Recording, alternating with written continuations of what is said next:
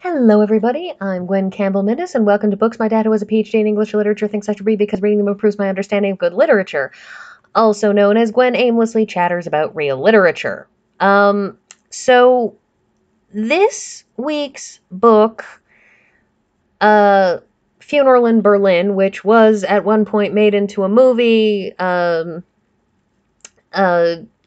and the lead character being named Harry Porter, although, as my father has rather repeatedly pointed out to me, in this book, our protagonist, from whose perspective this book is mostly written, I'd say probably 85% of it, does not in fact have a name. He is nameless, and I assume that it stands for a certain amount of metaphor, a sort of a metaphorical stand-in for the fact that he is a spy and therefore, unlike James Bond, is not supposed to be known, is not supposed to be flashy, is not supposed to be noticed.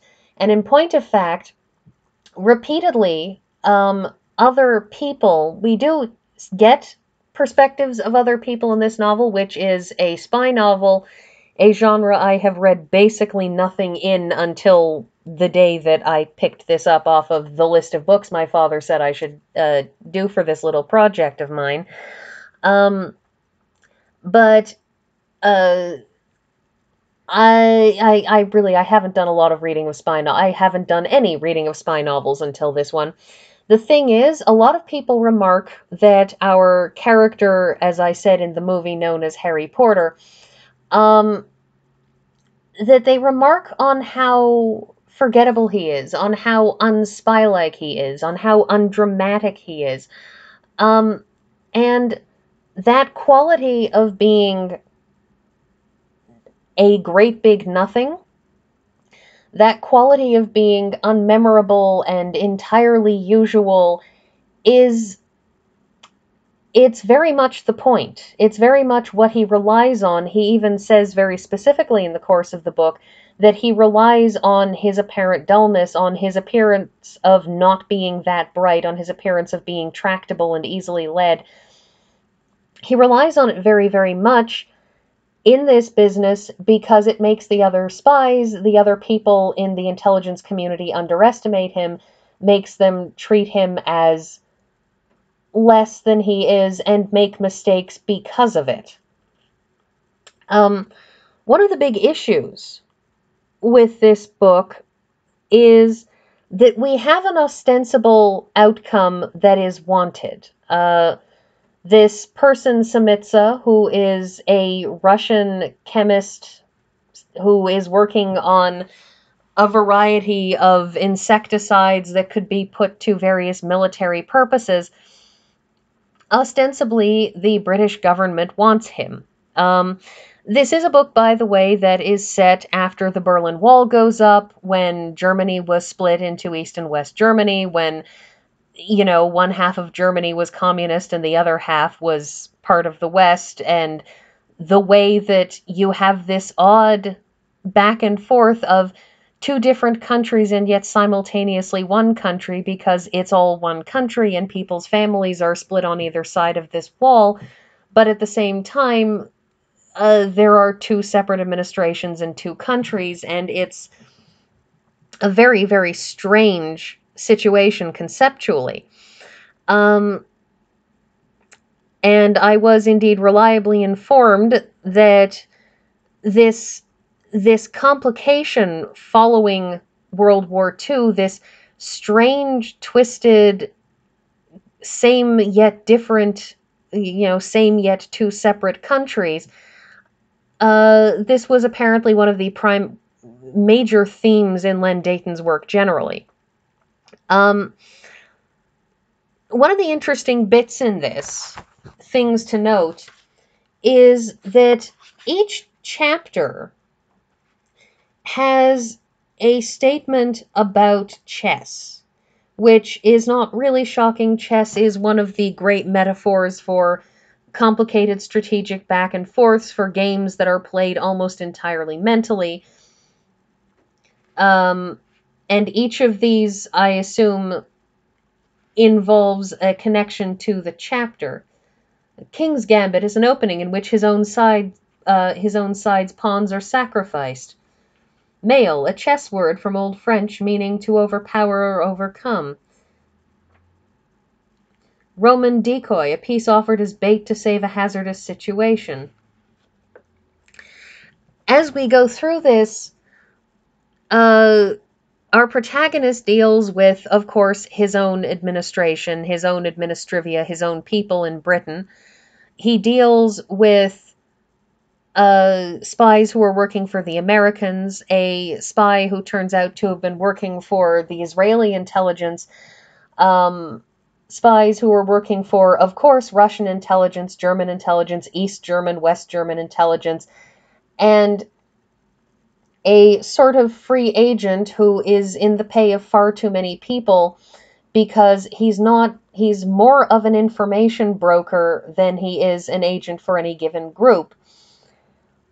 And this man, Vulcan, is running a particular scheme of his own, which turns out to be a scheme to collect money that apparently rightfully should have been his, because, of course, there was a great amount of money during World War II and leading up to World War II that was taken by the Nazis and hidden away. And so there you have this moment when the Swiss government is deciding that they're going to, allow various Jews who had all of this money or property confiscated, to allow them to, with proper backing of those claims, allow them to make those claims and get their money and property back. And this man, Vulcan, basically one of his demands is to get a hold of documents that would be forged by the British government to prove that he is this broom person. Only it turns out that he actually is him. It's just, following World War II, you don't necessarily have papers because goodness knows what the Germans did with them. And because during World War II, he had in fact effectively wound up killing and then replacing a guard named Vulcan. And so it was a very, it was an odd sort of attempt to claim what he actually wanted. But what's very interesting in all of this is the degree to which this whole series of events, everything that happens in this book, very much by the end of it feels like a wash. It feels like nothing came of it, that it was a lot of maneuvering, a lot of back and forth, a lot of investigation, a lot of triple checking into things, a lot of triple and quadruple plays and back and forths. And our protagonist is constantly in a state of not being quite sure who everyone is working for. It could be my lack of attention on the book. I didn't find it particularly absorbing. It has a certain wry sense of humor to it, but it didn't really speak to me all that much, possibly because it all felt a little pointless to me. Because in the end, what he was trying to do, or was ostensibly supposed to be trying to do, turned out to have been a complete boondoggle for various collective informational purposes. And while he stymied other people who also wanted Simitsa, who never showed up because the gentleman, Stock, who was supposed to be sending them Simitsa, had, of course, pulled a double cross on them, not surprisingly, because Stock was somebody who is a faithful member of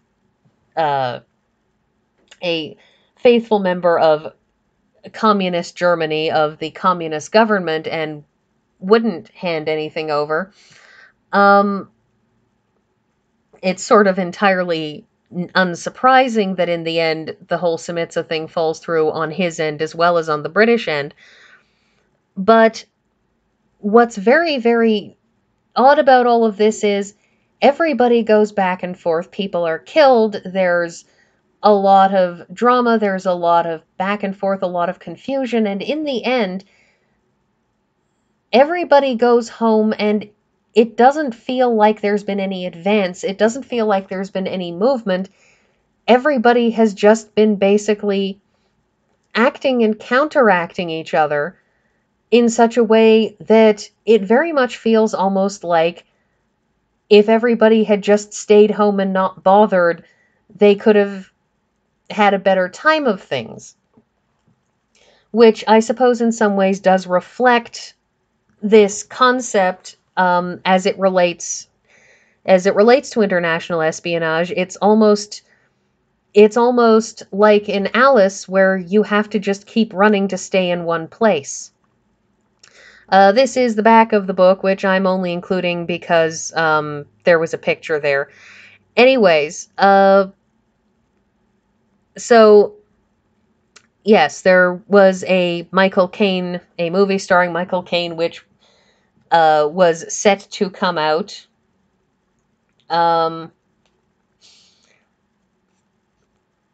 The date of publication on this book is 1964. So, this is very much Cold War era writing. And it's interesting if you're into that kind of thing. It's interesting if what you want is to look at spy work not in the James Bond way, not in the dramatic, flashy, let's explode lots of stuff and wear tuxedos way, but in the long, slow grind of legwork that would be what would conceivably actually happens with spies, because this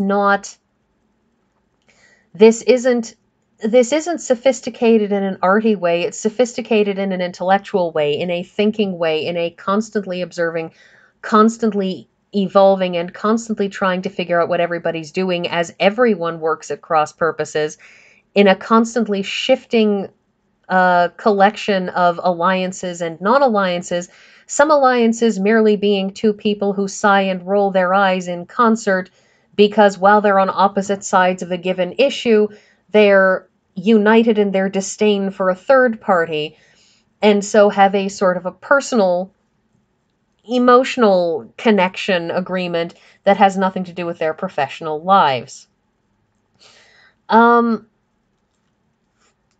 And that's the thing about this, is it's one of the reasons why I would probably make a terrible secret agent, is this quality where you can see what he's achieved by thwarting people who are enemies of the state. You can see how he has stymied issues. You can see the value of his work, but at the same time, the achievement is simply having kept everyone else from achieving things. And then at the end, there's a bit of a dramatic thing on Guy Fawkes night when one of his people involved in the intelligence industry, in the intelligence community, try to kill our protagonist, and, because there's a million and one firecrackers going off, nobody notices somebody's actually shooting. And it does provide something of a dramatic climax, with an somewhat unexpected villain to an extent, or at least unexpected to me. There was probably some sort of foreshadowing I should have seen, but since I don't notice foreshadowing unless it's hitting you with a clue bat, I'm probably not the person to ask. I will say about this book, in the end, the same sort of things that I might say about some of the darker books on this collection, and that is that I can see where it's smart and clever and well written, and it would be entertaining to the right kind of person, but that person is not really me. But if you enjoy those kinds of ins and outs, along with a complete lack of genuine success at anything, well, then this will probably be an entertaining book for you. Um, and I think that's everything. So back to our regularly scheduled doldrums next week.